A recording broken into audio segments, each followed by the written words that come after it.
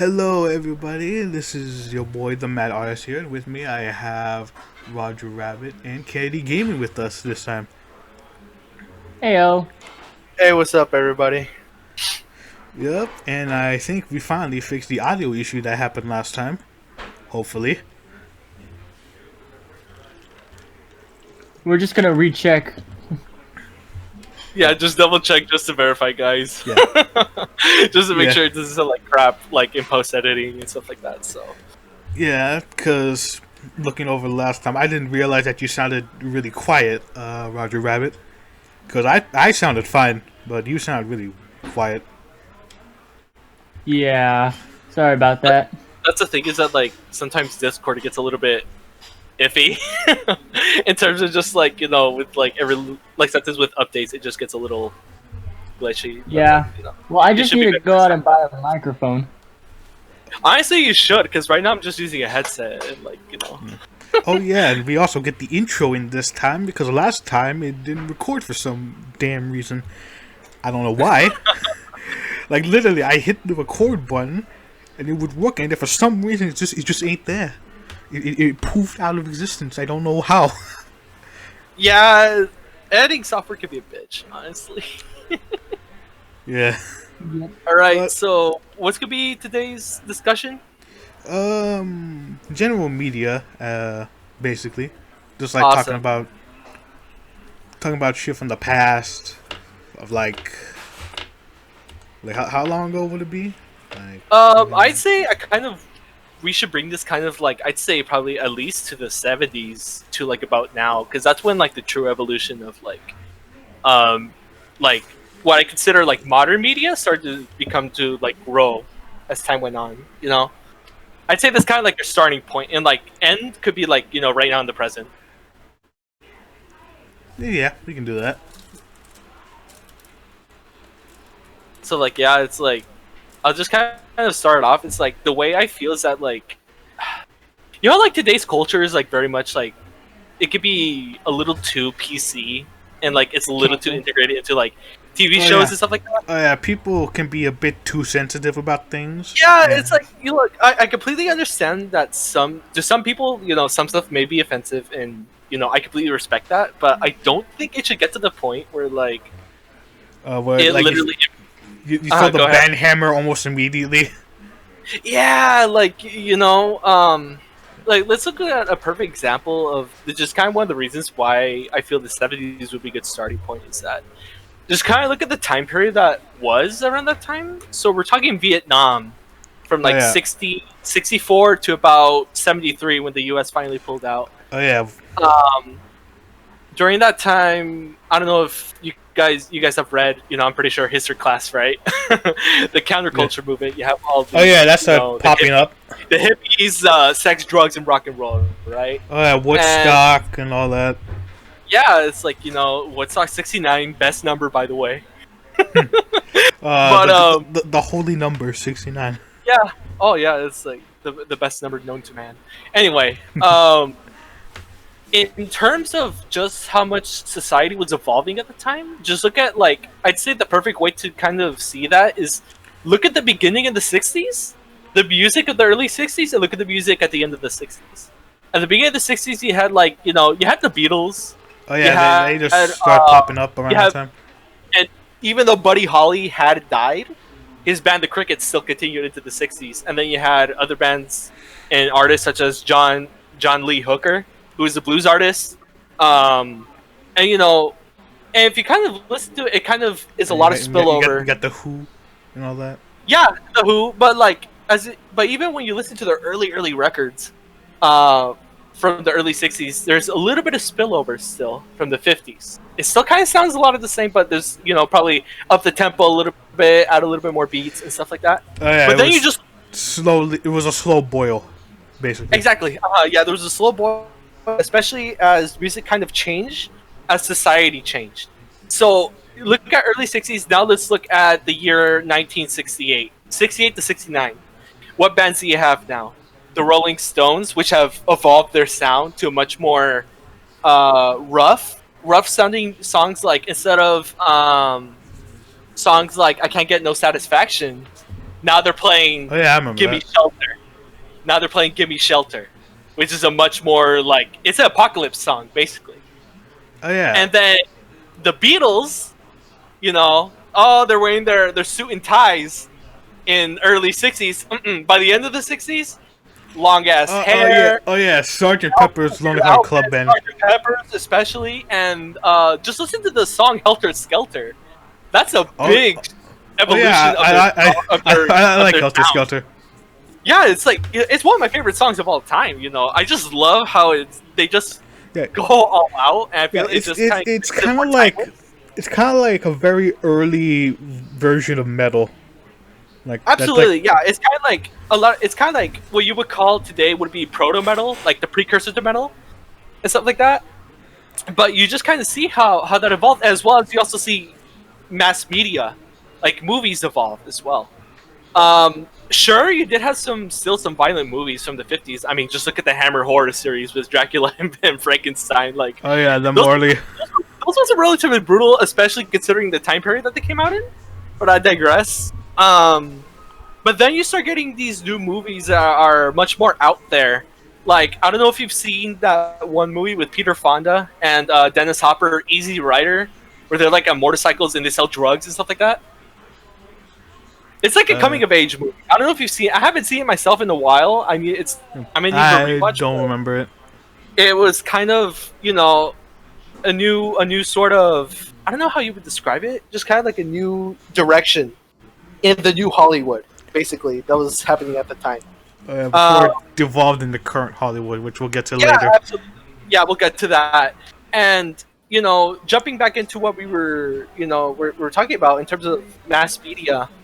I'd say a perfect example, just to kind of show how, in my view, in my own eyes, this is my personal opinion, media itself, I feel, has gotten a lot worse over time, and I feel one of the biggest things is restrictions, first and foremost. Like, what do I mean by that? Perfect example, the MPAA, the Motion Picture Association.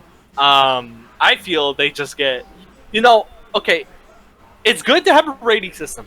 I believe it's good to have a rating system. You gotta make sure you make the public aware of what type of movie they're taking their kids, or even if they completely ignore it. You can't just tell them, "Oh, there's this movie with the Chainsaw Massacre. It doesn't have a rating. This should be safe for kids." It's like, even someone with common sense wouldn't take their kids to that. But there's some people in the you still gotta at least have that for the general public. And even then, some people probably won't care. Oh yeah, absolutely. There's so many parents out there that almost guarantee that just don't care. But that's parents complained about Deadpool, and it's like, did you not? Yeah, even though that was clearly advertised as an R-rated superhero movie. Like, it's like what do you actually expect? Yeah, it's like, and then that's like saying, yeah, it's like, it's literally telling you in your damn face that this is not meant for kids, and yet you still take your kids. It got so bad. They have the gall to argue that, oh, because of this movie, it ruined my kid's life or whatever. Like, there's sometimes some parents like that. Oh yeah. Yeah. Like with the whole video game thing. Oh, absolutely. Yeah. I don't know if we should talk about it now, but I think that would be a good spillover topic into today, like, because video games very much entail into a lot of that.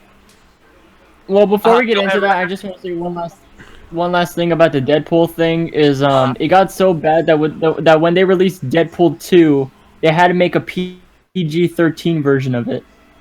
Yeah. Oh man. Wasn't it like a Christmas version? Yeah, it was semi Christmas, but it's basically just like a censored version of the original cut, basically. Yeah, which I'm not in favor of. And what was it? Going back to our discussions, this is kind of like one of my big problems I have with like media today is that everything is so much more restricted, and especially I feel greed is very much a driving force in how media. Creed is at an all-time high, it seems. Oh yeah, absolutely, especially in the Hollywood right now. Because what is one? Let me just kind of ask this question to you guys. Who is? No, hold on. Let me rephrase that. Okay. What country do movie producers want to advertise the most to? China. Exactly. Exactly. And I feel that's one of the biggest things that's hurting media now is that unfortunately, because of greed, movie studios are willing to bend the knee to China. Yeah, because frankly, China has billions. I don't think just for profit gain they should be doing that. First and foremost, to me, movies are always an art form. First and foremost, and should be shown in their purest form. More than anything, Because it's like an artistic vision of someone, basically. Exactly. Yeah, and going back to the 70s, I mean, one of the most prevalent things that was happening at the time was exploitation films. I know they're not for everyone. I will say that up front. I know they're not for everyone. Because some of them are just straight up gruesome. They're just straight up gruesome for the sake of being gruesome. But that's the thing. People, I feel like back then, at least, people were a lot more creative and had more the guts to say, do what? I'm going to put out this crazy shit because it's my own crazy shit that I created that I want to share with the rest of the world. Yeah. And perfect example is as well is just kind of how genres have also, like, certain genres have certainly gotten worse over time. One of those being one of the hardest hit that I feel is horror. Yeah. Oh yeah. Horror movies today, you know what? All they want to do now, literally just put loud music, a scary supernatural thing, and then and an overuse of jump scares. Weird ass lighting. Yeah, tons of jump scares, but there's no plot. The characters suck, and there's no payoff at the end. It's I feel like jump scares aren't inherently bad. It's just that when you overuse the shit out of them, it really it starts to become more of an annoyance or something to be scared of. Absolutely, yeah. And that's the thing is that the overuse of a certain formula over time becomes repetitive. Very much becomes repetitive. Well, you know why horror movies have gone bad is because, again, like with China. See, China, with their movies, they don't like supernatural things. They don't allow that kind of stuff. Like, Back to the Future was banned in China because it involved time travel. Oh, yeah, exactly. Yeah. Oh, yeah. You see? So, like... Well, it's weird that, like, Back to the Future was banned of time travel, but Avengers Endgame was allowed, even though that movie had time travel. Yeah, it's like... there's a lot of hypocrisy going on, Oh, hypocrisy. And, Winnie the Pooh was banned. Yeah, it's like... Well... Oh, yeah, because I think some... Chinese president just, like... People are making comparisons to his face to Winnie the Pooh, so that's... yeah, and the Chinese president took it personally. Oh, yeah, and that's why he got Yeah, like, you remember that picture of him walking with Obama and people compared it to Winnie the Pooh and Tigger? I remember that, yeah, man. But yeah, that's what I'm saying. It's like, horror has been one of the hardest hit genres, because now there's no more originality. Now they're just remaking every single horror film known to man. I mean, remakes... could be good, but like it can be good. I'm not entirely against them. There could be really good remakes. Like, I mean, I can't think of one off the top of my head, but they can be good. Yeah, like I guess I see like the potential. Yeah, there is potential, but the thing is that they every time they make remakes, they just stray so far away from the original. Oh yeah, like the live action Disney remakes. Oh, do I even mind? Yeah. We'll get to those in a bit. But what I was saying was like horror. All nowadays, every single horror movie you go to now is basically the same thing. Once in a while, you get what was it? The golden nugget inside of a turd. Like, Oh yeah, you're bound to find something if you dig hard enough. You're bound to find sometimes something good. Like I feel the remake of It from the '90s was actually pretty good. Both of them. Yeah. The second one a little less so, but I still consider both of them relatively good movies. But perfect example of how to do horror right is the original 1974 Texas Chainsaw Massacre. That is probably one of the best ways to do a horror movie. Why? It literally takes real life, not real life, but like something that could happen in real life, psychopaths. Oh yeah, wasn't he based off of like some guy from like the 1920s? It was No, from the 50s. It was based much like Psycho. It was based off of Ed Gein, the serial killer from back in the Oh 50s. yeah.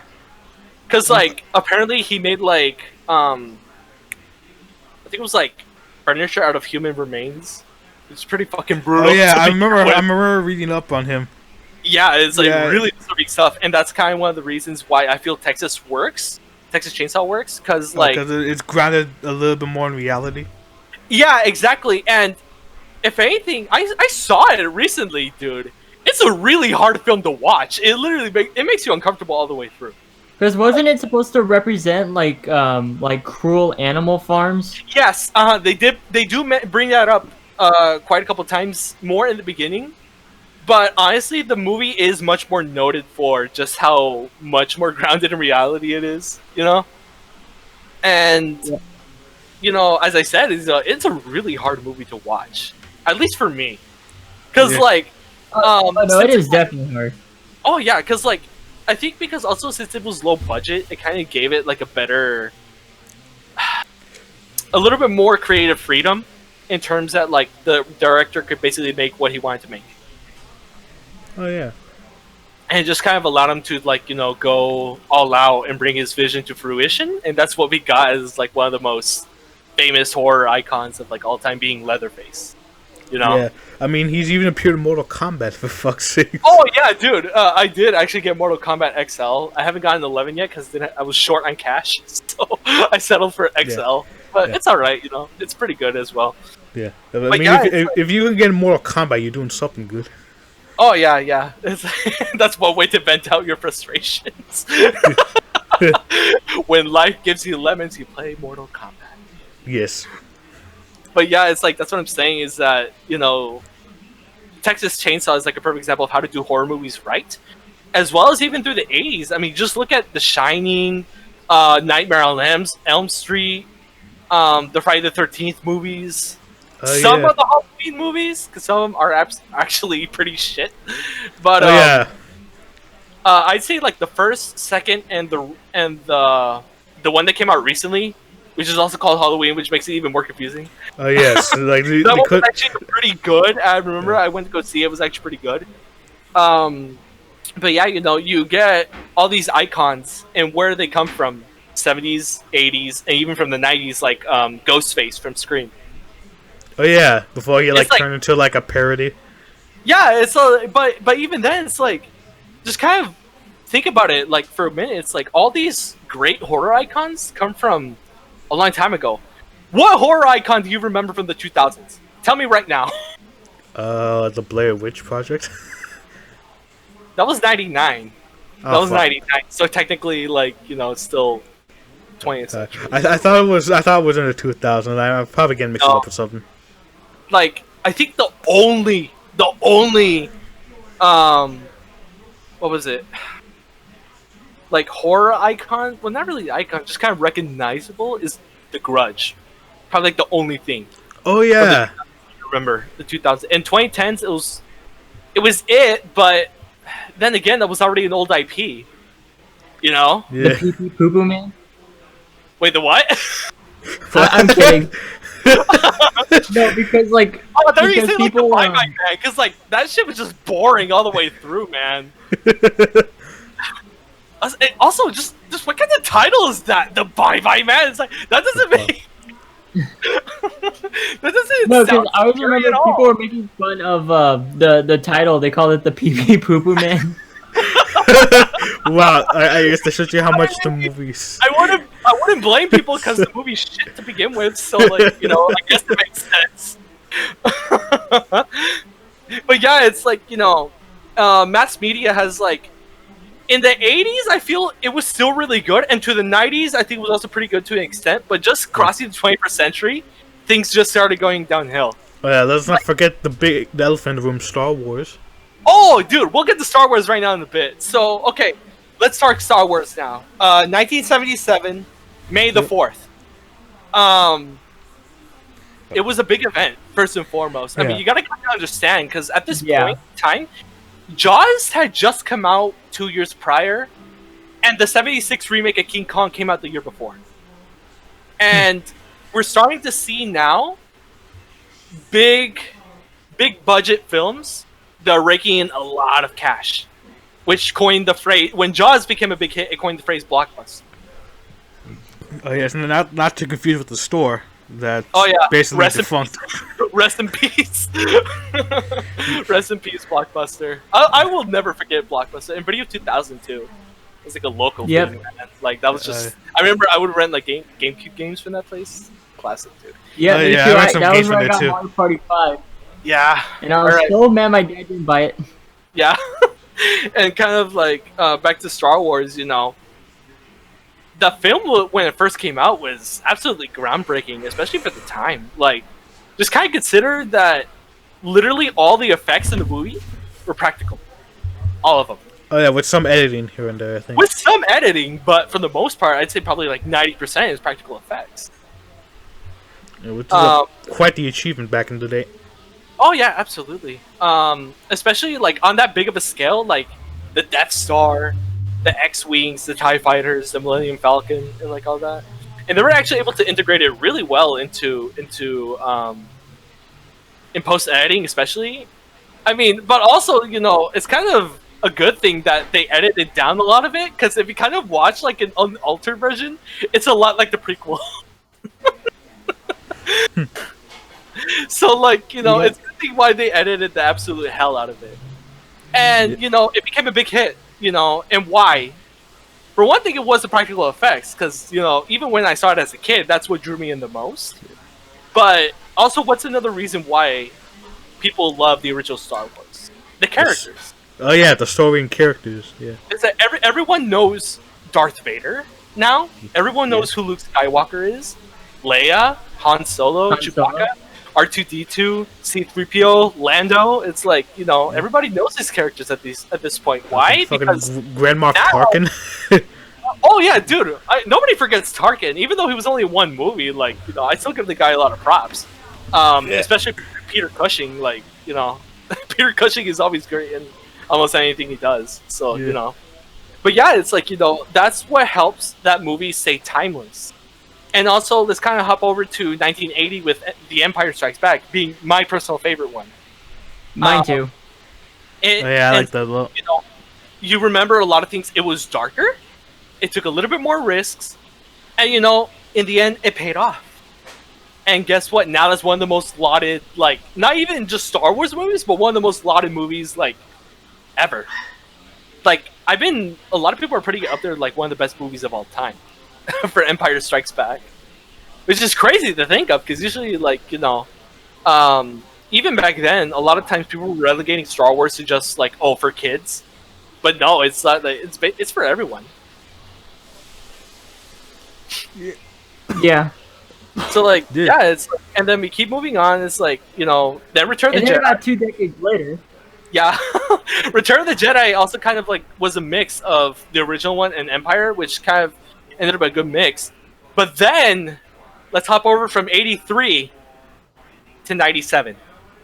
At this point, there hadn't been a Star Wars movie. There hadn't been a Star Wars movie for over 14 years. Yeah, I mean, you had like books and all that. Yeah, but there was a lot of books. And so we get to 1997, and George Lucas finally announces, "Oh, we're making we're making a new trilogy of prequels." Prequels. Everybody's excited, but he also announces a re-release of the original trilogy. Now we're gonna get into, you guys know what's coming, right? I think I know what's gonna come. Yeah, the special editions. Now, yep. Means I want to thank you more much. I think that all the special editions are bad? No, I really don't. However, I feel some stuff could be taken out. I feel some stuff is unnecessary. Oh yeah. Like, I feel like the editing with the original Star Wars, with what was it? With the Death Star battle was better. I feel that actually made it a little bit better. But that one scene where Jabba the Hutt pops up in the original in the first. Oh yeah. The CG looks hideous. It is disgusting. It is gross to look at. Oh yeah. It's so dated. That's the problem. Oh yeah, that good at all. The PS1 graphics. And if you look at the Jabba from the special edition, of New Hope to the original Return of the Jedi, it looks nothing like Jabba in terms of color. Like, the color is mismatched. And, like, you know, Wow. I feel that could be taken out, but I think for the most part, everything else could kind of stay. I feel Empire was the best with the edits because they actually brought Ian McDiarmid back to play the Emperor. Like in the hologram scene, do you remember when Vader meditates and stuff like that? Oh yeah, what is thy bidding, my master? Oh yeah, And then I feel Return of the Jedi is kind of divisive for me because I do feel a lot of the edits there were warranted, but that stupid music scene that when they that unnecessary. Dude, even though I was a kid, I would cringe at that part. I would just skip it. I'm like, dude, I always thought it was unnecessary. I'm not going to torture myself any further. The weird big-lipped alien thing singing. Oh yeah, that makes an appearance in that cartoon, Clone Wars. Don't worry. Should we drop a picture in the Discord chat? Traumatize our audience? No, don't. Okay, we won't. We won't this time. We won't. You guys can look that up for yourself. You guys, we're not gonna waste our time to go search up the cringiest parts of the Return of the Jedi, especially. Yeah, you can look that up yourself. And also, the other edit I didn't like was taking out the original actor for Anakin and replacing him with Hayden Christensen. I mean, I could see where he was going with that. Yeah, but look, here's the thing. The last image of Vader that you see is when his helmet's taken off. Everybody knows what he looks like when his helmet's taken off. Yes. They could have just kept the same actor. Because, you know, he's gone to the light now. But he's still the same Anakin. Like, you know? Like, he's still the same person. Like, I can understand why he kind of put the Hayden Christensen thing, because that was the last time he was on the light side of the Force. But, like, I don't know. I felt it was kind of disrespectful to the original actor. Yeah. That was the only agreements I had. And with that, ladies and gentlemen, with that, it's time to talk about the prequels. Ah, yes. Everyone's favorite Star Wars trilogy. Just kidding. It's horrible. Yeah. Unless you're talking about the sequel trilogy, which... Yeah, okay. Okay, so I wasn't even born when the first one came out, but I did see, but they did re-release it a long time ago. I believe like 10 years ago, from what I remember. I didn't like it, even as a kid. It did not keep my attention. It was boring. Yeah. And then they started talking about taxes. Who the fuck wants to talk about taxes in a Star Wars movie? Yeah. Tell me, did the kids find taxes engaging? No, but like, you know, it's because all the characters were just boring and stale, but it's okay because we could shove all of our comedy into one character. Oh god, don't remind me of Jar Jar. You see it rhymes. Don't remind me of Jar Jar, man. It rhymes. Yeah, dude, I feel Jar Jar was just a big mistake, honestly, just for some comic. Yeah. I mean,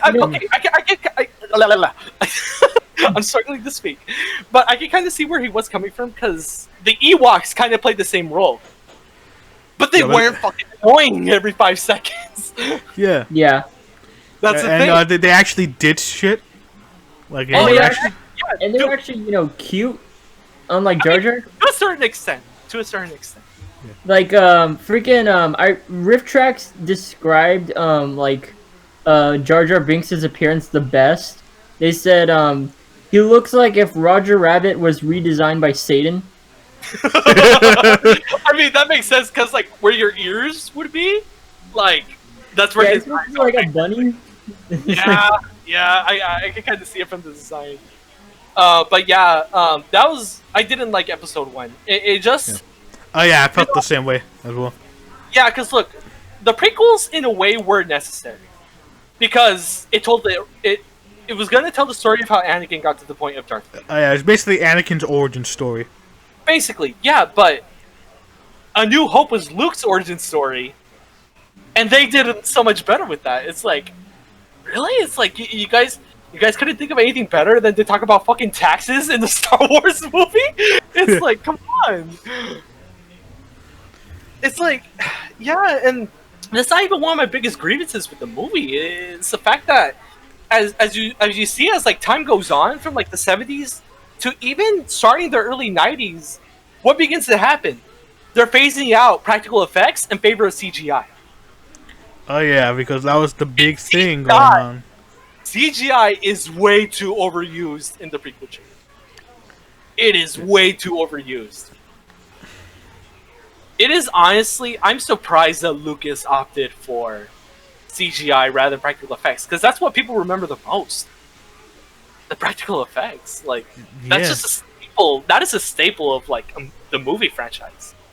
That isn't just like just a random special effect. No, that's like a staple of the entire Star Wars franchise. Like that's like necessary, basically. You know. Yeah. That's besides the point. But yeah, like Episode 1.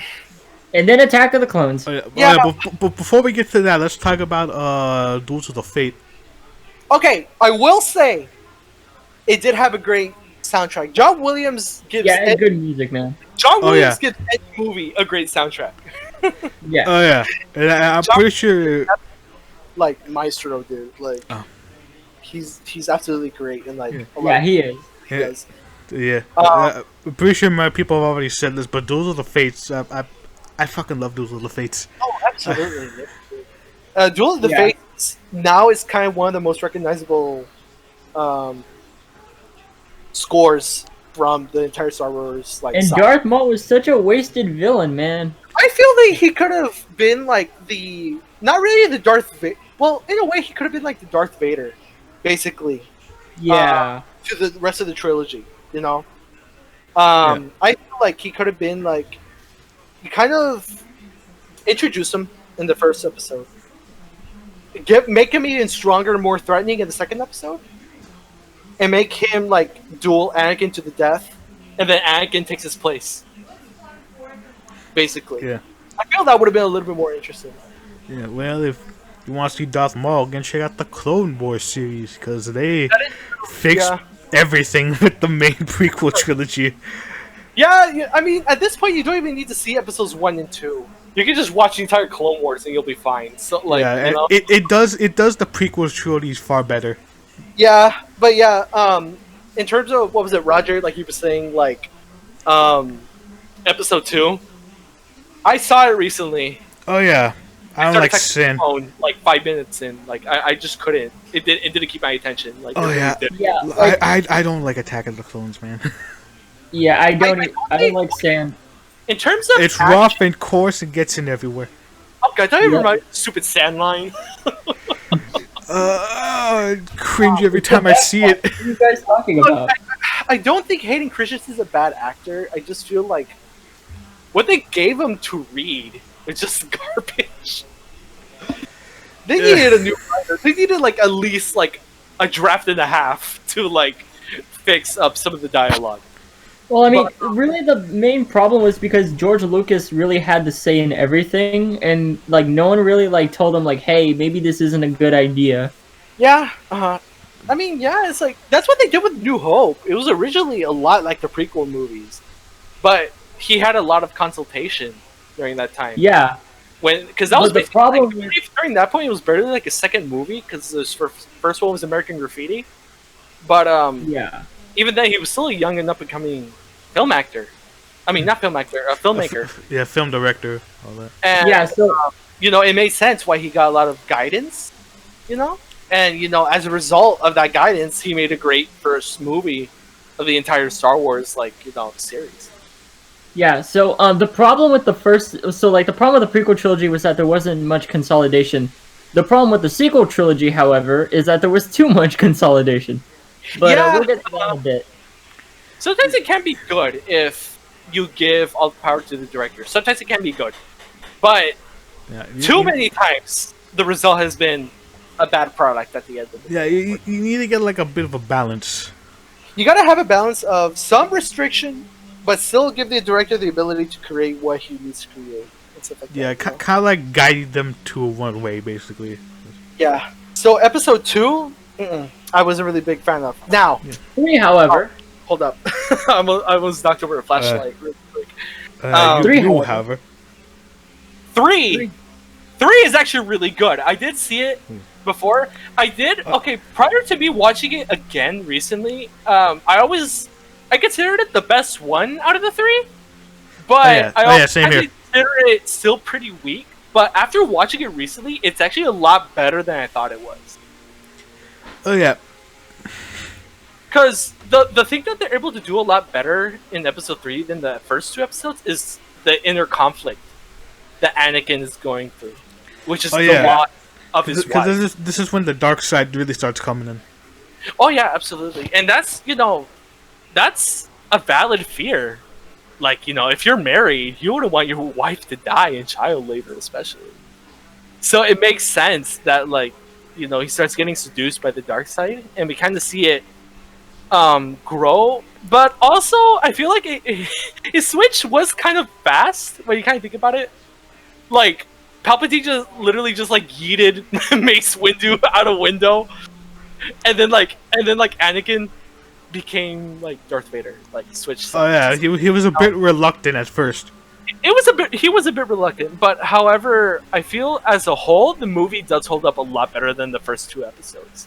Yeah. It is the best of the prequel trilogy. Absolutely, yeah. The Emperor is the best part of this movie. Oh yeah, I love how he's portrayed in this movie. Yes, dude. I wish Ian McDiarmid had played him like that in the original trilogy. I feel that would have been pretty fun. Man, he has fun. He's having fun. He's having fun with the role, which is nice to see. Yeah, he has fun with that role. Because when actors just phone in the roles, it doesn't make the story engaging. But when you have an actor as famous as Ian McDiarmid just hamming it up, it just makes it even better. You can tell he gets really into that. Oh yeah, and that's what I'd like to see. That means he has a passion for the character. For the character and the art, basically, of filmmaking and stuff like that. So I give him a lot of points for that. But yeah, it's what's that? Is that your dog? Yeah, my dog was barking at something. Probably a car passed by. No, but yeah, dude, it's that's what I'm saying. Episode 3 holds up a lot better, in my opinion, compared to the other 2, because story-wise, it's better. Action-wise, a hell of a lot better. Oh yeah, it's pretty action-packed. Space battle with some Star Destroyers, who doesn't like that? Character writing. Yeah, I like that. Jesus Christ, improvement. Oh yeah, dude. I mean, don't get me wrong. There's a lot of stupid lines that happened in the 3rd episode, but it is way better than the other 2. Oh yeah, there is at least some improvement. Oh yeah, absolutely. Yeah. I feel what was it? Hayden Christensen did do a lot better, I feel, in this one. I think that was just for the fact that since this was the movie that transitioned him into Darth Vader. Oh shit! Wait, hold on. I minimized Discord for a split second. Since this was, yeah, it happens sometimes. What was it? Since this was the movie where he transitioned to Darth Vader, I feel it made his character more palatable. Yeah. Not great, not acted great, but I'll give it a pass. He does what he has to do. Which is fulfill his role as Darth Vader at the end of this. Yep. My favorite scene is when Obi-Wan and Anakin are fighting on Mustafar. That's just great to watch. Oh yeah, especially with the music. It makes it even better. Got some pretty rough hand-to-hand in there as well. Oh yeah, absolutely. Like Anakin chokes Obi-Wan, they're climbing up that thing, and then they also stitch it with Yoda fighting the Emperor. That's fan stuff right there, man. Nobody would think in a million years that Yoda would ever fight the Emperor, but he did. Yeah, but he did, and it was so badass. Oh yeah, dude, it's but I think Episode 3 did salvage some of the prequel trilogy. Now, do I think it's necessary to watch all 3 of them together? No, I really don't think so. I feel you can just watch Episode 3 comfortably. No, okay, this is Luke's dad who turns into Darth Vader. That's all you need to know. Yeah, and then maybe watch the Clone Wars if you want some more context. Or yeah, if you want a little bit more context, I'd say Clone Wars would be a good way to watch. Not sponsored, by the way.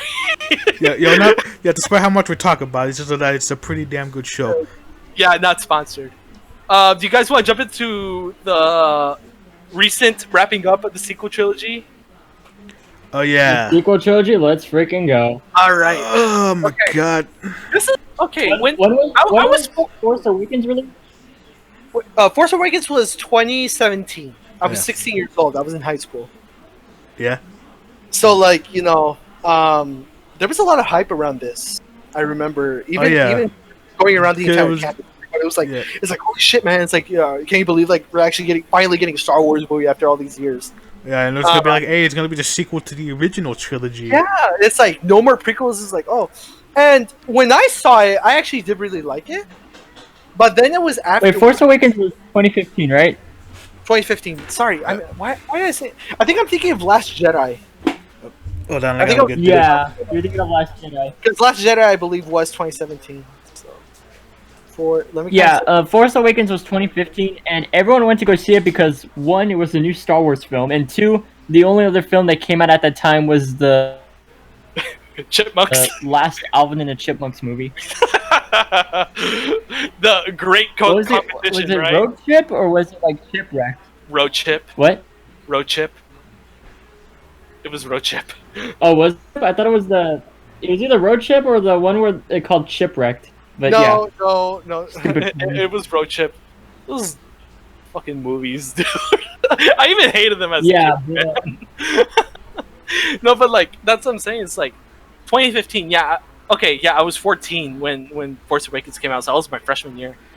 What was it? I remember there was a lot of hype around this, and when I finally went to go see it, I loved it. But then over time, I was like, "This is literally just New Hope again." Yeah. And even watching it again recently, it's good, especially when you kind of look at the other movies. Yeah, definitely better when you look at the other movies. Yeah, especially but it just feels like just a retelling of New Hope. Yeah. Which, I don't really mind, because then again, remember, between episode 3 and Force Awakens, it had been 10 years. 2005, 2015. 10 years.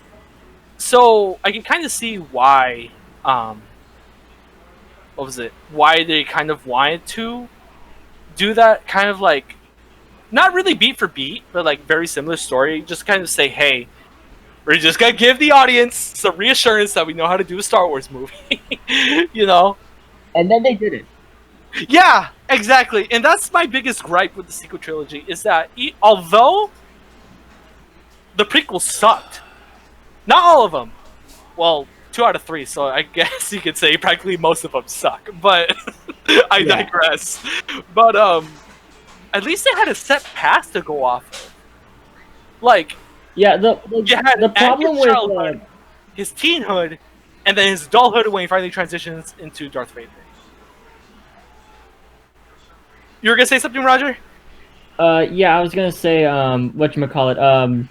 So the problem with the prequel trilogy was that it was all under control of one man, and like no one like counseled him when like saying like, hey, maybe this is not a good idea. The problem with the sequel trilogy is that there was so many people.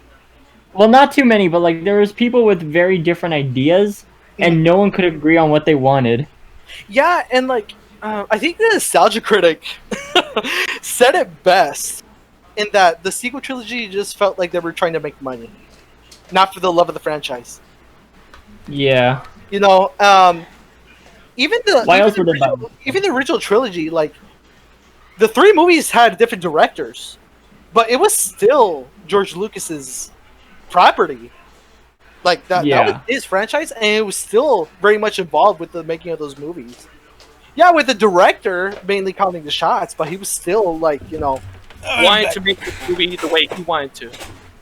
And what I see with the sequel trilogy is like so weird. The sequel trilogy is much like a Frankenstein's monster of like things literally stitched together trying to appease everybody. Oh yeah, let's not forget about the removal of the extended universe. Oh yeah, don't even remind me, man. They brought back Palpatine. Yeah, but look. No, I don't like it. I thought it was dumb. This was my biggest gripe with bringing back Palpatine. Anakin was the one said to restore balance to the Force. And in Return of the Jedi, he fulfilled his destiny. Yes. That should have been the end of it. Now, am I entirely opposed to a sequel trilogy? Not at all. Not at all. I feel they had a lot of potential. They actually had a lot of potential, and they had a lot to go off of. What was it? Let's jump into The Last Jedi really quick. Like, that's a perfect example, I feel, where the entire sequel trilogy just went downhill entirely. I don't think it's entirely bad. There are some really good things I do like about it. And it was different enough to the point I could say, okay, they're doing something different and unique. I respect that. Yeah. But just some of the characters just making stupid decisions. Rose? Like... Oh, don't remind me of Rose. Especially the Rose, yeah, and then... Look, the only reason why I don't like Rose is the fact that she didn't really contribute a lot to the story. And dude, honestly, Finn was like the most wasted potential character in the sequel trilogy, man. They literally had a reformed stormtrooper. You could have done a lot with that. Like, they literally could have done a lot. Like, there's a lot you could have done with that. But, like, imagine if they showed a reformed stormtrooper in the original trilogy. Like, everybody would have been like, holy crap. It's like, this is possible? It'll be like the bad guys have feelings too. Yeah, it's like, you know, it could create a revelation. But, like, Last Jedi ruined and retconned a lot of things as well. And Luke Skywalker became a loner hobo on it. Basically a grumpy old bastard. Yeah, he was... I can understand, because, like, you know, Obi-Wan isolated himself when you know, Anakin turned to the dark side. I can understand that. But I feel they went a little too overboard with him, the sulking thing on an island. And him drinking like Obi-Wan 2.0. Yeah, basically making him Obi-Wan 2.0. Yeah. Yeah, and him drinking like the weird green milk from the alien. Remind me. Not the milking scene. No. Just no. But yeah, it's like, you know. And there were a lot of problems. And I think the biggest one was Snoke.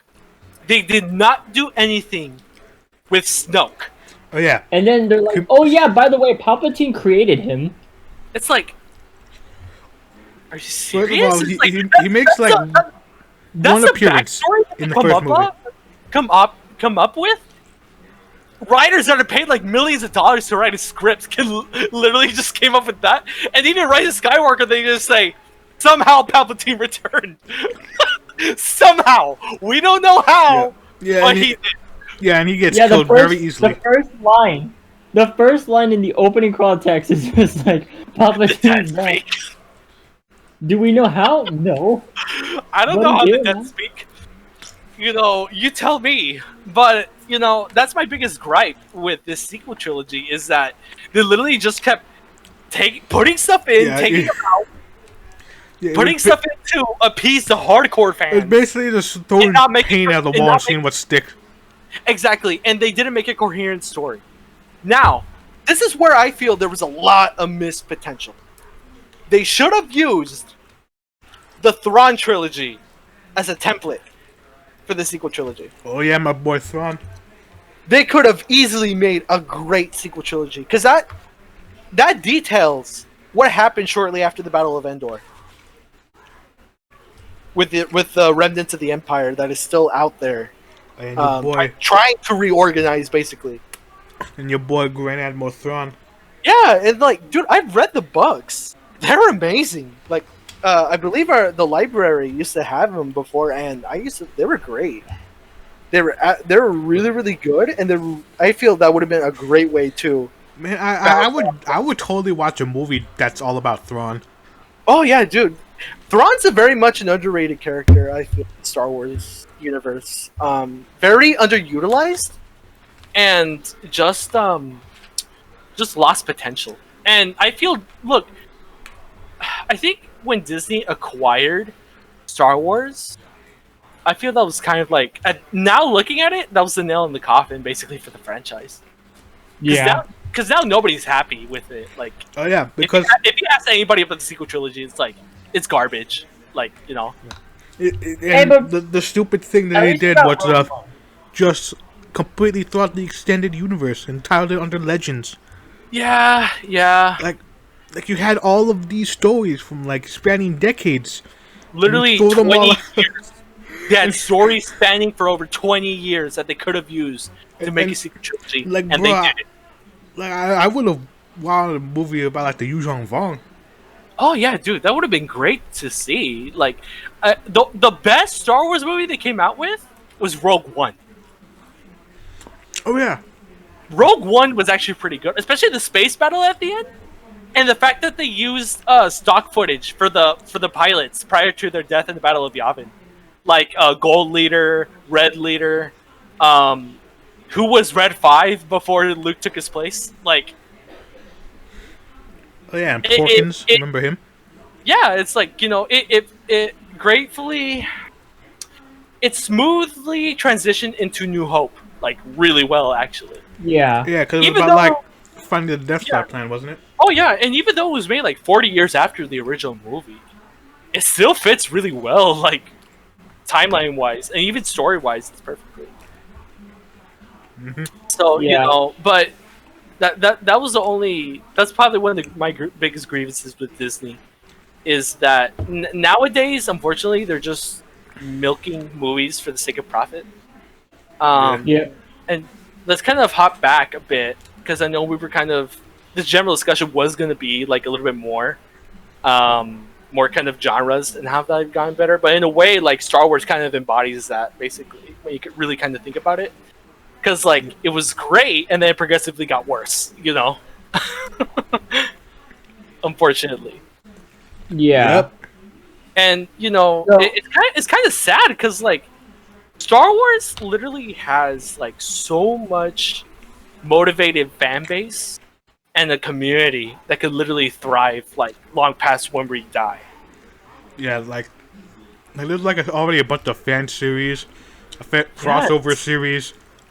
It's a literal cultural phenomenon that has literally entered our homes. Like, Yeah, like you can't get more timeless than that. When it's like- literally a part of American culture. like even my grandparents have like an original vinyl disc of like the first Star Wars movie. oh, that's crazy, dude. Yeah, it's like that's what I'm saying. It's like when you make a great film, it'll stand the test of time. And you know, that's why older horror movies hold up a lot better than modern horror movies. There's a reason why the older Star Wars movies hold up better than the new ones. Why? Because there was heart and passion that was put into these films. Yeah. Another genre that I feel also has taken a big hit, especially these last couple of years, has been action. I absolutely love action movies. Like, they're just fun. Yeah, to I like me action movies because kind of dumb fun. Exactly, yeah, it's like, you know, but also there's a lot of smart action movies too. I mean, just look at Predator, Die Hard. Let's see, Demolition Man, Terminator 1 and 2, like those are Alien. just, Oh wait, that's a bit of horror Alien, movie. dude, Alien and Aliens, like, you know, I mean, Alien's a little bit more like a horror film, but like still, you know, it still very much kind of fits within like action. But like, you know, these are like movie titles that people still watch today. Like, what the most recent action series that I Starship know. Troopers. Something about that. What's up? Starship Troopers. Oh yeah, dude, Paul Verhoeven's a master of action, dude. Like, he's great. Starship Troopers was great. RoboCop was amazing as well. Yeah. And once again, it's like, what are we seeing here? There's a pattern. Older media is holding up a lot better than newer media. Like, you know? Yeah. And the only recent series that I've seen that I feel will actually kind of stand the test of time will be John Wick. Because John Wick is now like a cultural phenomenon here now. Like, boy, you got your boy Keanu, like. Yeah, like, dude, Keanu Reeves is a great actor. Like, especially if you give him the right material, he's great. I mean, remember And him and Bill and so- Ted? yeah, it's like, everyone remembers Bill and Ted. It's like, and Yeah. comedies have also taken a big hit. I cannot find a single movie that I even laugh at anymore. Like all the Yeah. comedies that I watch, if I just want to just die laughing, are from the 80s. Like, Yeah, my father yesterday forced us to watch Thunder Force, the new Melissa McCarthy movie on Netflix. dude, I okay, only laugh. look, Melissa can be funny. She can be hilarious. But Yeah. she needs to choose her movies more wisely. Yeah, the problem with because I just watched Thunder Force and it's just the heat. You know, she did that movie called The Heat where she teamed up with Sandra Bullock. Yeah. And do what? I would give just props to happened, the movie like, Heat. they're Heat is actually superheroes. pretty funny. Heat is actually Yeah, pretty funny. in this film, it's the same thing, but it's just like they're superheroes, and Sandra Bullock isn't there, and the woman they got just wasn't as funny. Yeah, it's like, The are you only serious, time- man? The only times I ever laughed in the movie were not from Melissa McCarthy because Jason Bateman is in the movie, and he Mhm. plays like this like half human, half crab character, and he's actually pretty good. Okay, yeah, Wow. I haven't seen it for myself, but like, modern comedies just fail flat on their damn face nowadays. No, but you know what I think has yeah. fallen? Animation has fallen. That is one of the biggest hits, unfortunately. Yeah, Because look, Maybe- also kind of, I'm sorry for kind of jump back to comedies for a split second, but like, older comedies are timeless when you really look at it. Look at the master at this. All right, Mel Brooks. He's one of my favorite directors of all time. yeah, dude, I love Mel Brooks. Yeah, I mean, don't get me wrong. There's some movies that he's made that are kind of, I don't think would fly today. Oh yeah.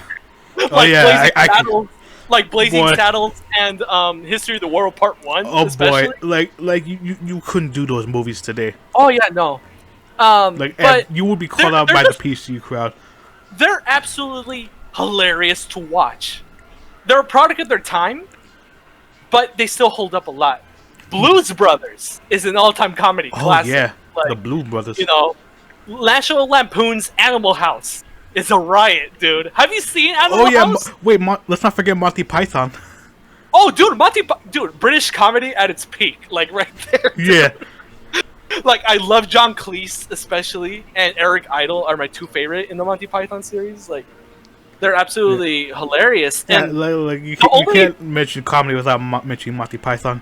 absolutely, and with modern comedies, they just I don't even know what to describe what they do anymore. Like, they just throw random gags and hope to get a laugh out of you. Yeah, it's basically LOL so random. Basically. Like, perfect example of this is let's see, The Hangover, the first one. Now, the first one's actually pretty damn funny. The first one's Oh actually yeah, really. like I have to say the first Hangover was pretty funny. The first Hangover is actually really Oh funny. yeah, dude, I love First Hangover. However, they just did the same shit for 2 more movies. They did nothing to evolve or grow or make it even more hilarious than the first movie. They just did the first movie again. And they even flat out say, it happened again. Yeah, I mean, Do you think people are going to Sometimes- enjoy that? It's like, come on, dude. like sometimes you can catch lightning in a bottle twice. Yeah, it's like, it's not impossible. By all means, it's not. Like I mean, just look doing at, doing the same thing 3 times is like watching a Family Guy sketch. Yeah, it's like yeah. 'cause, like, it's like those cutaway gags that they always do. It's like it's just not funny anymore. yeah. I mean, some Like, I was could gonna be say, funny. And Like now that you say The Hangover, it reminded me of whatchamacallit, Hot Tub Time Machine. The first one was really good. I loved the first Hot Tub Time Machine's pretty funny. Yeah, But then the second one came out garbage. and it was not good. Yeah, and there were some good comedies in the 2000s. I sure enough remember a lot. I saw Jay and Silent Bob. That's really funny. Oh yeah, I think I saw that as well. Napoleon Dynamite's a classic. Oh Like, yeah. I bought Office Space recently. I'm yet to watch it, but I've heard it's pretty damn funny. But now, like, I'd say from like 2010 onward, stuff just got worse. Like for comedic movies, there's like nothing funny anymore. Like literally, like the only times you actually get a laugh is when like epic blockbusters movies drop like pretty damn good jokes. Like Avengers drops pretty good jokes like once in a while. Yeah. And visual gags, like, but they do them right. That's the thing. I like slapstick, but there's a way to do slapstick right. You know. And like you guys were saying, it's like there is a way to catch lightning in a bottle twice. Like it's not impossible, but it's just that sometimes movie studios are just too damn lazy to do something different.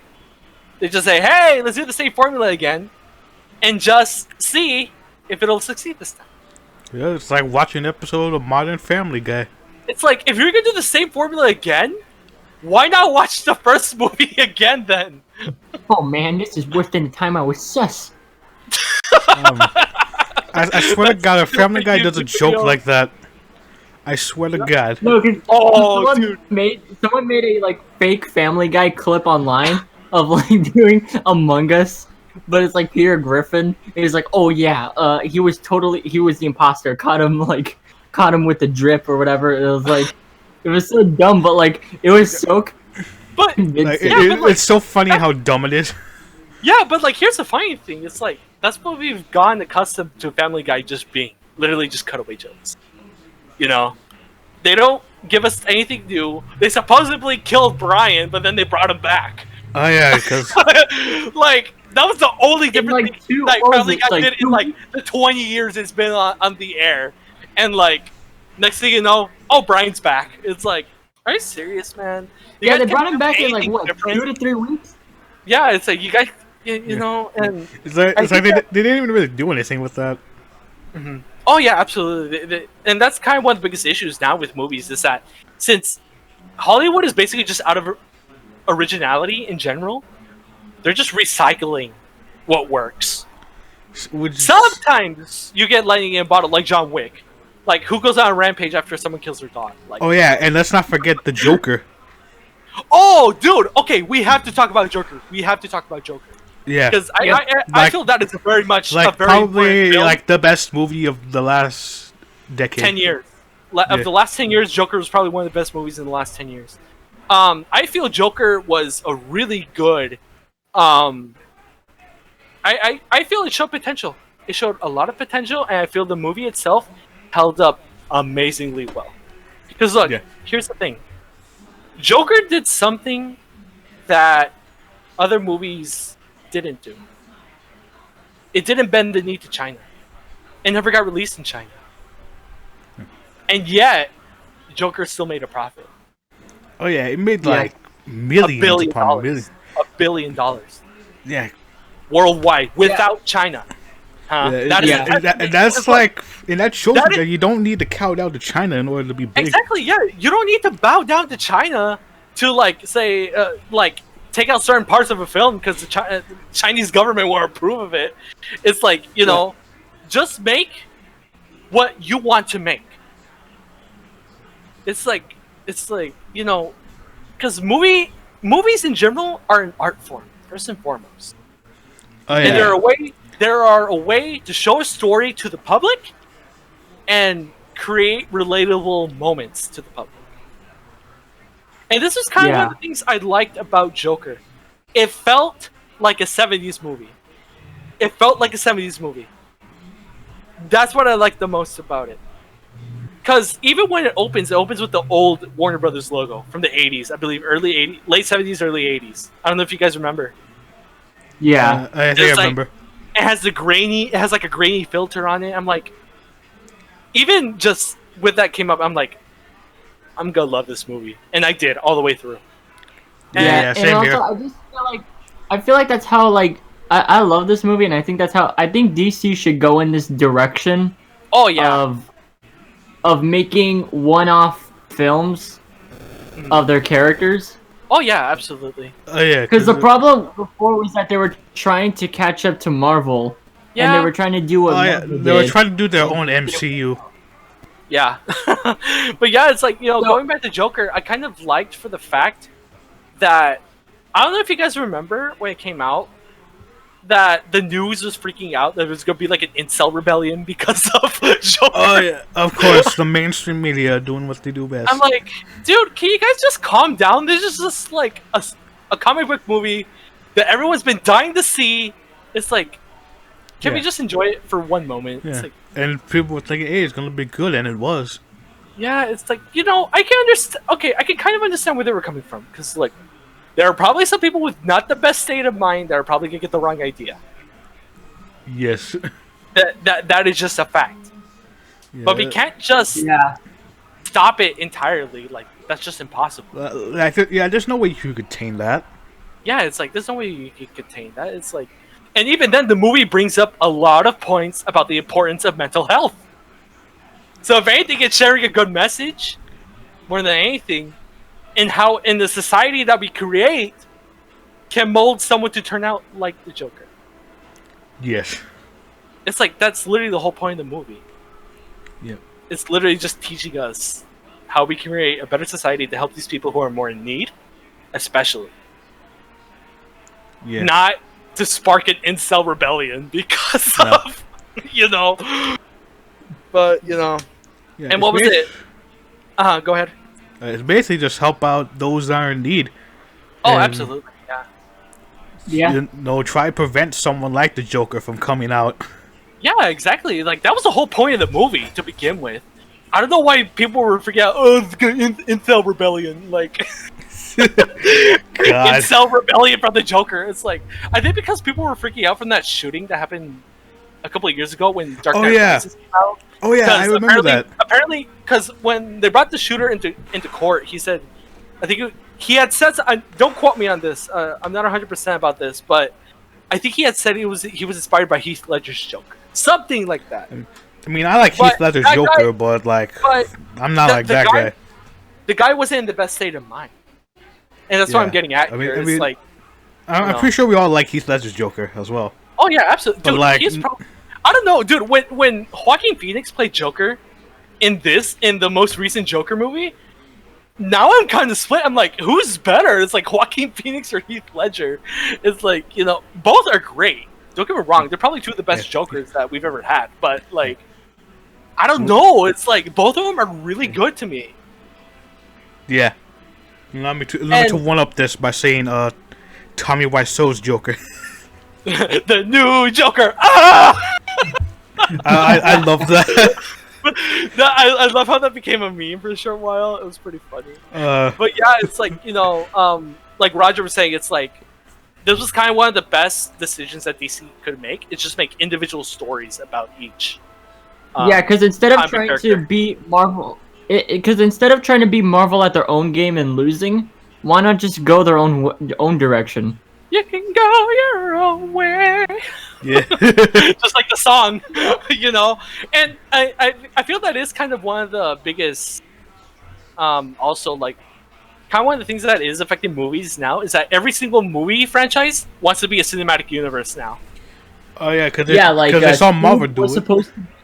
The MonsterVerse with King Kong and Godzilla, like, Speaking of which, we still got a dedicated day to go watch that.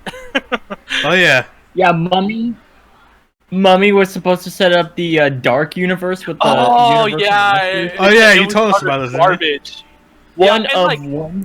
Yeah, it's like, and then right now DC is kind of doing individual movies like Joker. Hanna-Barbera, Warner Brothers made Scoob to have a Hanna-Barbera universe. Yeah, it just went horribly wrong, man. Because like, they just didn't really have a focused narrative to go off of. They just said, let's throw in all these classic characters and see if we'll be able to integrate them into the story. And besides, like, the MCU was like a years-long thing, wasn't it? Oh no, dude! It spanned over like at least a decade. Starting with like the Hulk, the Incredible Hulk, and then going to Iron Man, and then you got Captain America and Thor, and then you kept going until you got to the first Avengers. And then you set up more, and then you got to this Age of Ultron, and then you set up more to get Infinity War, and then set up more until... Because, like, the thing is, Marvel planned it from the very start, and they had a plan of, like, okay, we need these movies released at these times so that, when the next big crossover film comes out, like, it makes sense Yeah. and everyone can follow along. The problem with the other companies, they think, oh, let's just shove everything into one movie. And they just threw everything on a plane. You don't know where to focus at, basically. Yeah, dude, and that's one of the biggest pitfalls right now is that every single movie franchise wants to be a cinematic universe in a way. You know, it's like, why can't you just focus on making one good movie? It's like Yeah. The Mummy was utter garbage. Like, you know, it was. Yeah, that's what movies are. Either make a cinematic universe or take a popular brand and make a movie out of it and not understand anything about that popular brand. Uh huh. Oh yeah, absolutely. Like the live action Smurfs, the live action Alvin and the Chipmunks, Yeah. live action Oh yeah. Tom and Jerry recently. Oh yeah, and this is a good segue to the live action Disney movies. We'll hop into those right now in a bit. But yeah, it's like, you know, DC's doing much better doing individual films. I mean, just look at Shazam. That was one of my favorite movies of the year, man. Shazam. That was one of my favorite movies of the year when it came out. It was like, it was really fun. I don't know, Shazam kind of feels like a lost 80s movie. Where like, it's kind of for kids, but then not really for kids. It's like, you know, Yeah. I kind of think of like Monster Squad. Like, you know, it's technically a kids movie, but it's a little too brutal to actually be just for kids. It's like, no, it's more for like older teenagers and like adults. So like, you know. But like, yeah. And now I think we'll, if you guys want to, I think we'll hop into live action Disney movies if you guys want to now. Yep. Oh yeah. Okay. So I mean, there's a difference between two of them. Yeah, there's a channel that talks about this. I think it's Sideways. Yeah, they talk more about like the music of it and how like some of them didn't work. Oh yeah, absolutely, yeah. Yeah. Emma Watson autotune. Oh yeah. What? Oh yeah. If you hear hard enough, you can definitely. Yeah, I remember that. Like at times she sounds like a robot. Like definitely. Straight up like a robot. Yeah, man. Look, my biggest grievance with the Disney live-action remakes, they don't need to be made. They legit do not need to be made. Yeah, Disney, well, like, Disney let's just milking talk these about franchises this. for the sake of milking the franchises. Yeah, so there is a difference. So like we have remakes, but we also have adaptations. So like remakes is like definitely taking the same movie and just making it live action. So you know your Lion Kings, your Dumbo, the Beauty and the Beast, the Aladdin. But then you have the adaptations or whatever, where they just take something and they try to put a twist on it or like do something else. So like, you know, like, Maleficent, try to be close to Mary it. Poppins Return, that sort of thing. Yeah. When I think of adaptation, I keep thinking of that Berserk 1997 show. I don't know if any of you watched it, but that's what I've seen. That show is as close to like the original like manga, I think, as as is possible. Like even its art style. You know. Oh crap! Wait, hold up. Oh shit! My monitor went to sleep for a split second. Oh, because I think because like I had to move the mouse in a while. I think that's why. Oh yeah, move the mouse from time to time so it doesn't do that. Yeah, but like, yeah, dude. Okay. The movies that which these live action remakes are based off of are already, you know, classics. These are like beloved films. It's like you don't need to make like a watered down, like literally a shot for shot remake. Yeah, well, it's because like Disney realized that re-releasing the same movie in theaters, because you know they used to do that, like re-release their films in theaters. Dude, like the last I would go watch Lion King. Yeah, the last time they ever did it was like in 2011, 2012 when they re-released Beauty and the Beast and Lion King in 3D. Yeah. And then they figured, and it made money, but it didn't make as much money as they hoped. And they realized, hey, instead of just re-releasing the films, why don't we just re-release them as live action? And it worked. Oh, yeah, of course. Like, you know. Like, didn't it first start off with the Alice in Wonderland Alice in Wonderland? Yeah. Yeah, 2010. Look, I will give Alice a pass because at least they were doing something different. Yeah. They were at least. I mean, I didn't like what he was doing different, but like it wasn't my cup of tea. But like I was. the break I am Johnny Depp. because dude. Unfortunately, Johnny Depp is going through a struggle right now, man. It's like he's a good actor. He's a good actor, but like, unfortunately, right now, he hasn't really had too many projects coming up. But that's besides the point. But yeah, it's like at least the Alice in Wonderland remake wasn't just a straight up shot-for-shot remake of the original animated one from the 50s. Yeah. And also It must be kind of like a sequel because she was going back to it. Yeah, I mean that's why I consider it an adaptation more than like a live action remake. Oh, okay, so it was basically just like Return to Oz, but like Alice in Wonderland. Basically, yeah. And also, I mean, and then they made there was a game series that did that, I think. Yeah, and like just a note to the viewers, we would recommend Return to Oz. It's a crazy ass movie. I feel our viewers would get a good kick out of it. I should probably see that. I don't remember if I have, but like I would highly recommend it. Honestly, it's fucking crazy for an '80s movie. Like even for an '80s movie, it's a little. It kind of pushes the envelope a little bit. Well, I am the mad artist after all. Well, actually, guys, I think we're thinking too far ahead because technically, the first ever live action remake by Disney was I'm trying to think of it.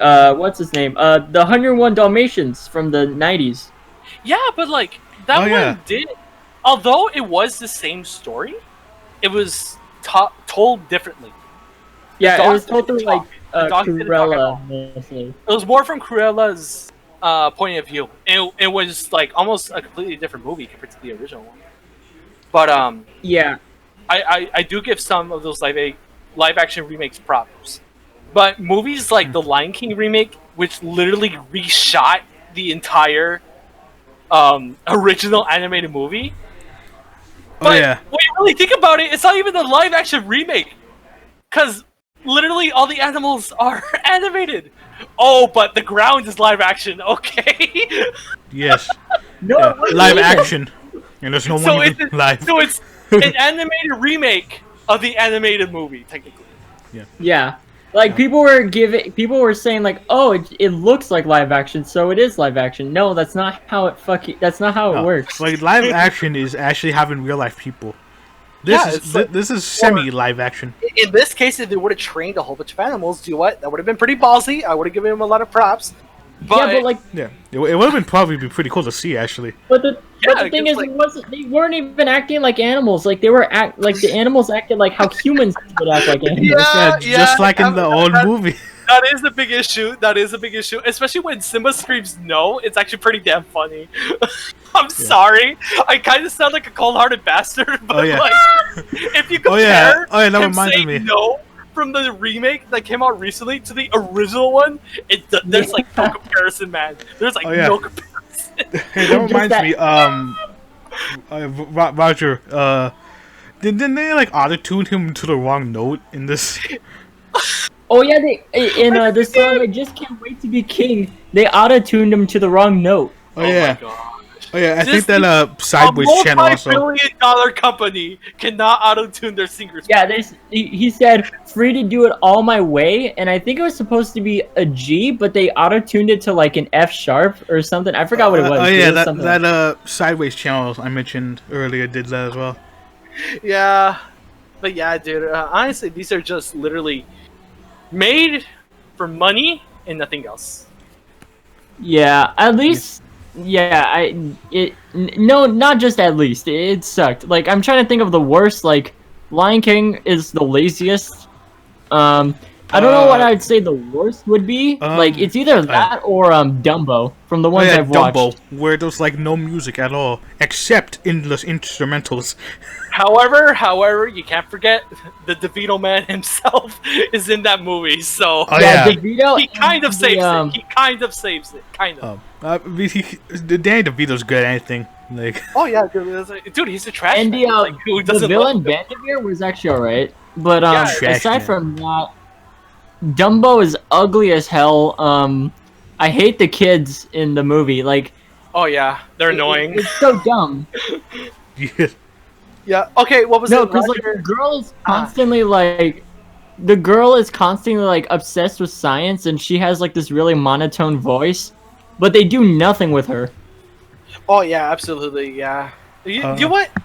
Look, you can get really good kid actors sometimes. I mean, just look at what was it? The original It movie from the 90s. Like the kid actors were actually pretty good in that movie. Yeah. They were actually like acting, you know, instead of just blankly reading off like a piece of paper, laughing at this. Yeah. You know? But like, oh yeah. Also, what was it, Roger? I remember you mentioned you want to get into animation, just kind of talk about how that has been in decline, at least for these last couple of years. Yeah. Yeah. I mean, it's been declining for a few years, but like I don't think it, because like, okay, okay, this is gonna kind of be controversial. I love Shrek, okay, but I feel like Shrek kind of had a negative impact on the animation industry. Not big, but it was kind of there because like they were the first ones to have like pop soundtracks, the dance number at the end. Somebody. Oh yeah. Yeah, the dance number at the end. Like only choosing celebrity. I mean, and nothing else. In what ways do you think that it harmed the animation industry? Well, in one way, is that it got accepted to the Library of Congress. So. Oh yeah, that happened. Yeah, because it had historical and cultural significance. I mean, they're not wrong. I mean, just look at all the Shrek memes that have popped up in the last 10 years. So, like, you know. Okay, so I'll talk about things that it did right first. Like, it opened up the door for like other animation studios. Mm-hmm.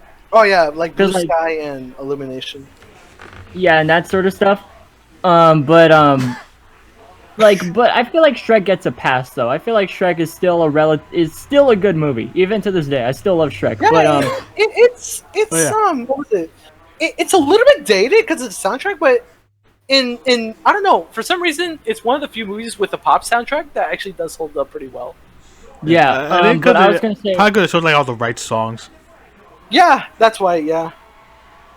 Yeah, and but no, I was gonna say really in my opinion, the main factor of like the animation industry going down is like two things.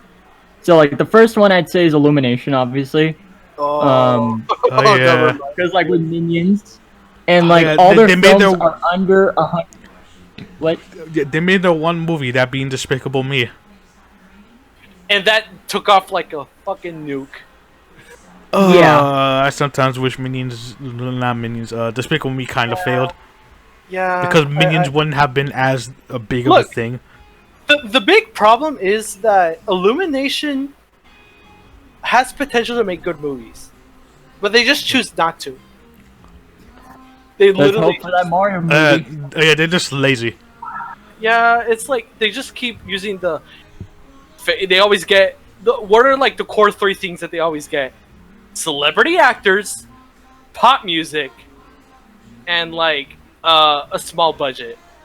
Like, yeah, they have I think every movie they've ever made is like less than $100 million. Yeah, it's every like, movie if you look at a Pixar movie, they're at least right now, I think Soul had a budget of at least $150 million. Yeah, and whatchamacallit, well, not only just that, but like they want to make things cute, as simple as possible, and, like with Minions. Yeah, and you know what? That's the biggest problem with kids media is that, especially nowadays, is that, you know, for me, I eventually want to have kids. I eventually want to have kids. Oh, sorry. But the biggest problem is that a lot of media for kids nowadays is just literally bright colors and loud music. That is it. Because get into. Yeah, since everybody knows that kids are stupid. I mean, I was surprised I didn't go brain dead after watching Teletubbies for so long when I was a toddler. Yeah. Yeah. Well, my mom took that show away from me. I mean, dude, I didn't learn shit from Teletubbies. I can tell you that much. And it was just literally just bright colors and loud noise. I was just entertained by it. I mean, yeah, it's entertaining. That's the problem, but it doesn't give kids an avenue to think. Yes. When like, My Little Pony does that better. Yeah, no, but you know you've lost your way. Yeah, the second problem I was going to say. God, imagine that. Small price to pay for salvation. Yeah, The second issue I was gonna say was yeah, definitely like what you said, the bright colors and music like Baby Shark and stuff like that. Oh, Oh yo, yeah. my nieces were literally playing that like every 5 seconds. You know, Yeah, I have a nephew who's obsessed with Baby Shark. Oh yeah. I also have a nephew who's into Fortnite, but Oh, that must be Bla- cringy as fuck. well, it came quite cringy when he took when he took his mother's credit I card. mean, guys, like we're like in our early 20s. Oh my god.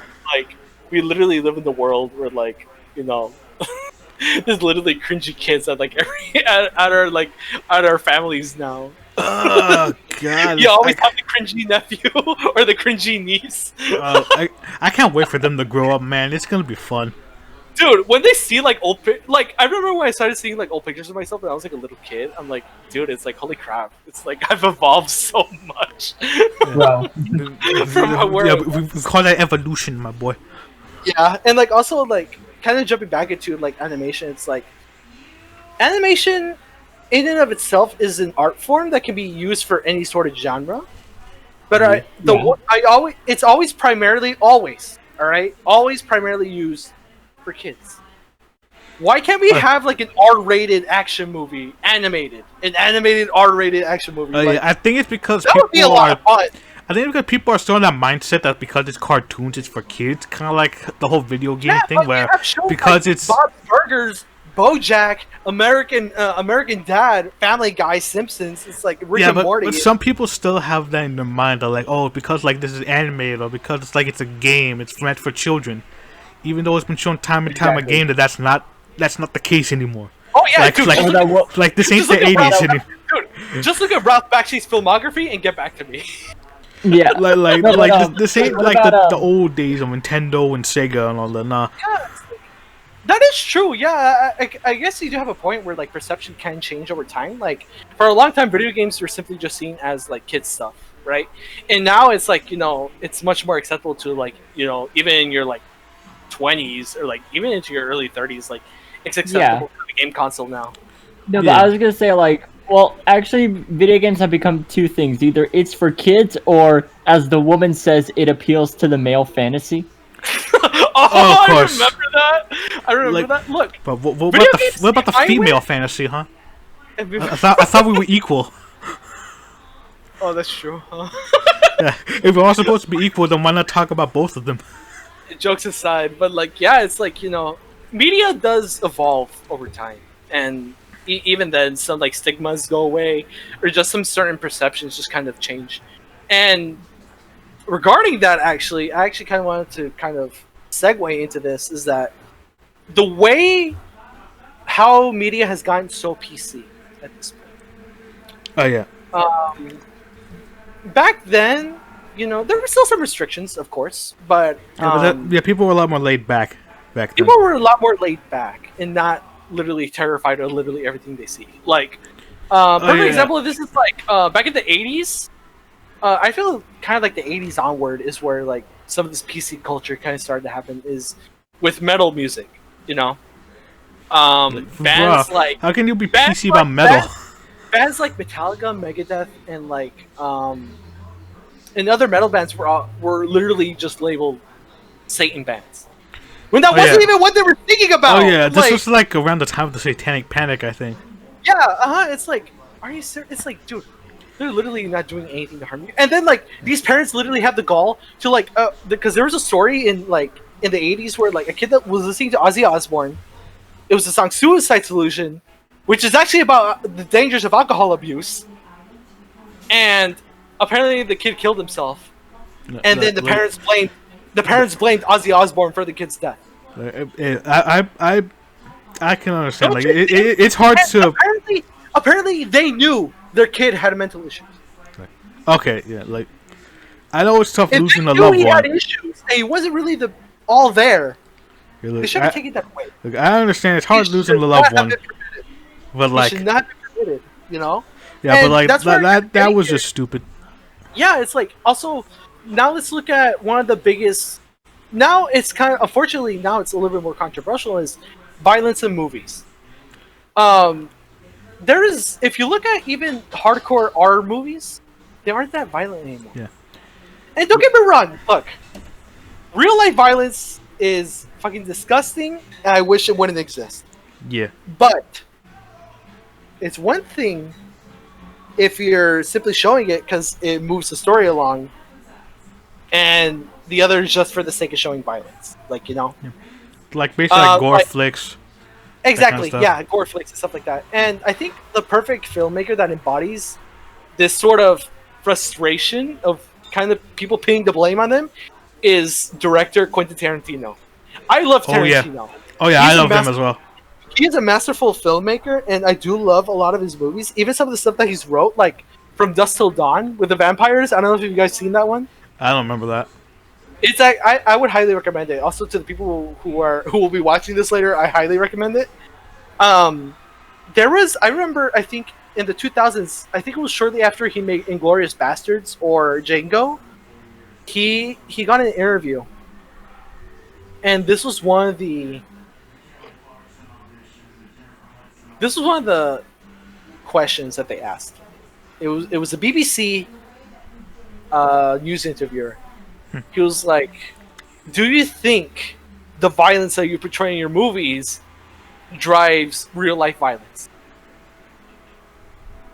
I'm like, dude, it's a movie? Yeah. You know it's a movie. Yeah. And you know that the sorts of acts in real life are heinous to begin with. Like, yeah. You know, just because you see a Pulp Fiction doesn't mean what? You're going to dress up as a gimp? Yeah, it's like... like, yeah, you it's know? like that... Like that gets me going into like the whole argument about like whole video games have been causing violence. That whole thing that's been starting since like 2005 with like Grand Theft Auto. Oh yeah, that's also Yeah. another thing. Like PC Yeah. parents are like, oh, violent video games are destroying our children's minds. It's like, no, they're not, dude. Well, Like- not like- only that, but like, Go ahead. I was gonna say not only that, but like, it's funny how people are getting offended by things that aren't even towards them, and like Yeah. they'll try to make a big deal out of it. Like the cancel culture. Uh. Like recently, I don't know if you heard of this, but they tried to cancel Speedy Gonzalez on Twitter. Oh man. But like Okay. a bunch of white look. people were trying to cancel, but Hispanics came out and said, "No, we love him. Like Dude, keep him." Dude, Speedy Gonzalez was the shit when Hey, I was a fucking kid. I like alright? Speedy They will Gonzalez, not man. take that away from me, dude. No. They will Yeah. not take that away from me. Yeah, so he wasn't canceled, thank God. Yeah, it's like, dude, now they're just canceling anything for the sake of anything. Now, do I think it's entirely bad? No, I think sometimes it is good to call out people for their actions. Like, Yeah, I mean, like- just look what happened like- with James Charles recently. Unfortunately, Like Like, that pens you know- because like something that someone said like 10 years ago being used against them now. That's yeah, it's like, you know, yeah, like And- a and person now a person can change over 10 years. Like let's be yeah, honest. absolutely, and like also, you know, unfortunately now it's kind of seeping into our like movies now. It's like we can't even enjoy a movie for the sake of enjoying a movie anymore. Oh yeah, they always Yeah. have to have like some sort of message. Like, what is King Kong get canceled because he has too much hair? It's like, it's like, you tell me. I don't know. It's like probably some guy on Twitter will probably pull that. It's Yeah. incredibly offensive But, like, towards you know- little apes. It's like even though the apes can't, he doesn't accurately represent what an actual ape looks like. yeah, It's even though apes like they don't have the mental capacity to understand anything. yeah, it's like, you know, they're- Like they can't understand our values, our morals, our way of thinking. yeah, and the only thing we do know is that they'll rip our face off if we get too close. That's just Yeah. a fact. And that people really like them. Yeah, it's like, you know, and they become memes on the internet. So, like, Yeah. you know, what goes around comes around. Yeah. So, like, yeah, it's like, you know, unfortunately, like, our mass media now, I feel, has gotten much more restrictive in terms of what they can show. Especially one of the biggest things that is censorship. Censorship has long played movies for, like, a long time. But I feel like especially now it's getting worse. I'm Yeah. not a big fan of censorship. I understand like sometimes you have to put limits in some things, all right? But like, Oh yeah, absolutely. Yeah, it's don't just like blatantly show anything you want. It's like, of course, there has to be some limits. Yeah. yeah, but like it's for what I've seen recently, it's getting way too much. Yeah, it's like now they're censoring over stupid crap. Now it's like, are you serious? It's I mean, just I remember when like I think it was what movie it was when Texas Chainsaw Massacre 3 was coming out in the 90s. The MPAA almost gave the movie an X rating for violence, because bruh. like apparently some stuff was like a little too gruesome. It's like, did you see the second movie? The second movie literally had a guy's head get cut in half. It's like wasn't like Terminator already out by then?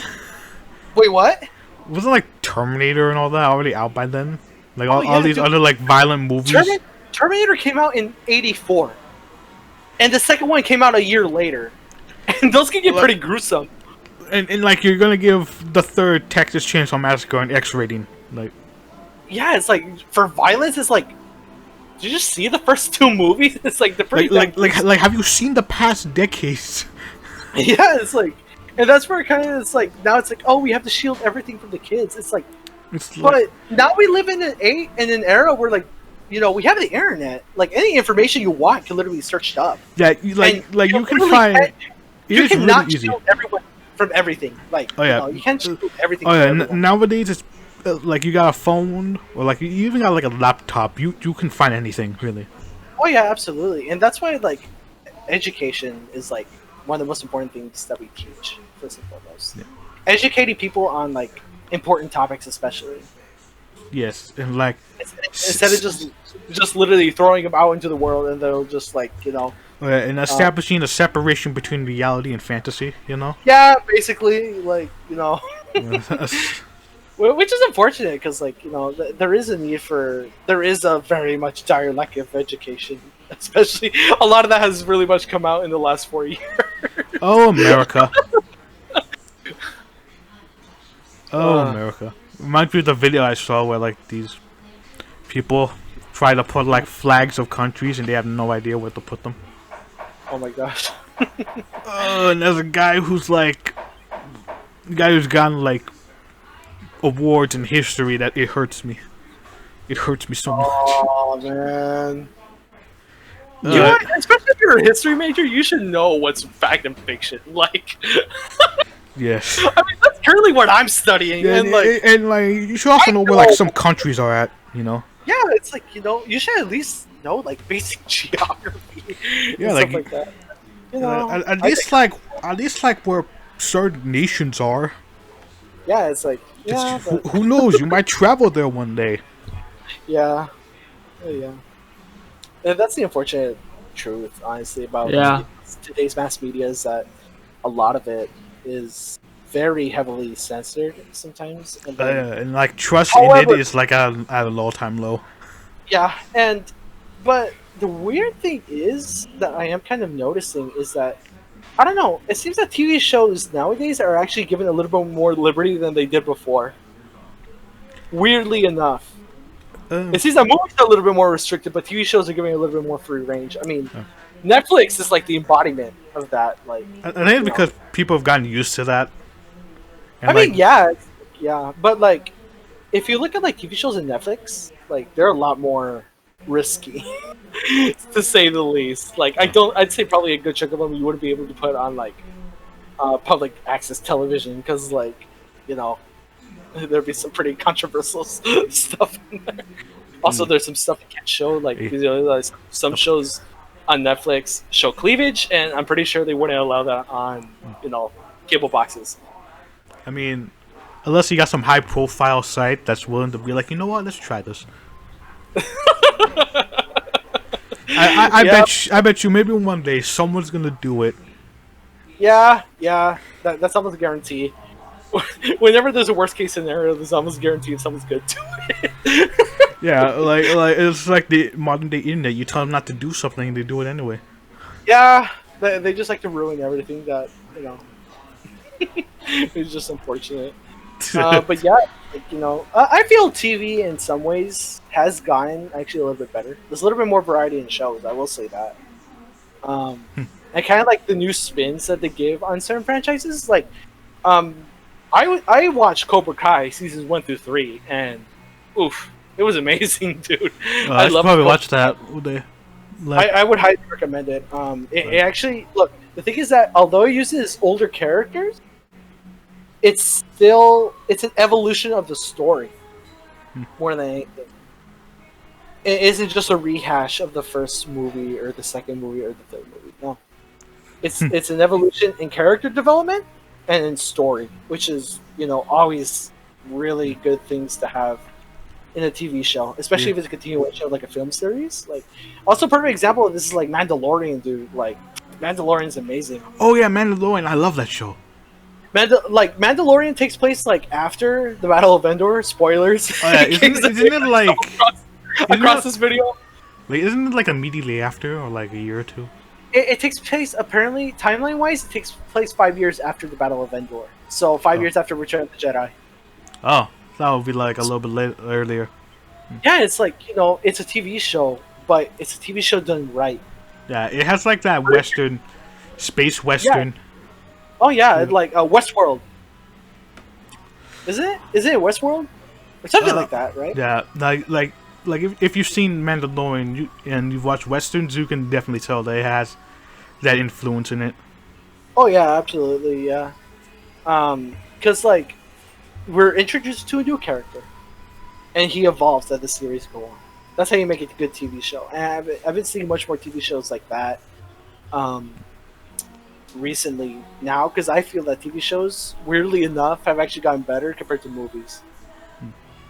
I don't know. I feel like they're giving even much more creative freedom with TV shows compared to movies. Because like it's episodic or something. Like, I think that is kind of one of the reasons, because then you have to kind of think it out a little bit more. Yeah. So like yeah, you kind of have to like be more creative with it, because like absolutely. What was it? And like you can tweak things because it's not like it's not like an hour long production. It's like absolutely, like 20 so minutes. You're able to spread it out a little bit. You can kind of flesh out the story a bit more as you go. Yeah. All right. Probably via like the OG Teen Titans. Yeah. Yeah. What was it? Anything else you guys want to talk about tonight? Before no. Before we finish up. I don't have anything, so. All right, late patron, you want to end it off today? Yeah, I guess I could. So right. yeah, we talked about a lot of stuff. Make sure if you guys are not subscribed to the channel, make sure you guys subscribe. We'll be doing this podcast once in a while. Yeah, probably on like a weekly basis or so. Yeah, and just make sure you guys are checking in often. We'll be touching on several topics, possibly. I don't know if you guys have anything in mind for next week's podcast. We could talk about like some stuff on the internet. Oh yeah, I can definitely talk about some stuff on the internet next time. Because yeah, I think we can also kind of some worldwide politics going on right now, especially in Ukraine. I feel that's pretty important to talk about right now. I don't know if I should say. I'm about to say something. Yeah, I think we'll save it for next week. Yeah. So I guess next week we can talk about some politics and some drama that happened in the communities that I'm in. So communities, and then we'll probably go into some drama in Eastern Europe. So. Yeah, because then again, when hasn't there been drama in Europe? I mean, especially when you have a continent that literally is destined to rip itself apart, like Balkans. Yeah. All right. Until then, guys. Have a good night. Yeah, we'll see you all later.